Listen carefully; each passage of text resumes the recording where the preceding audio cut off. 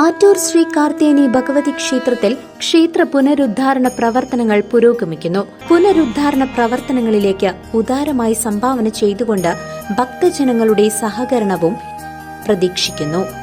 Ottapalam മനുശ്ശേരിയിൽ വാഹനാപകടം.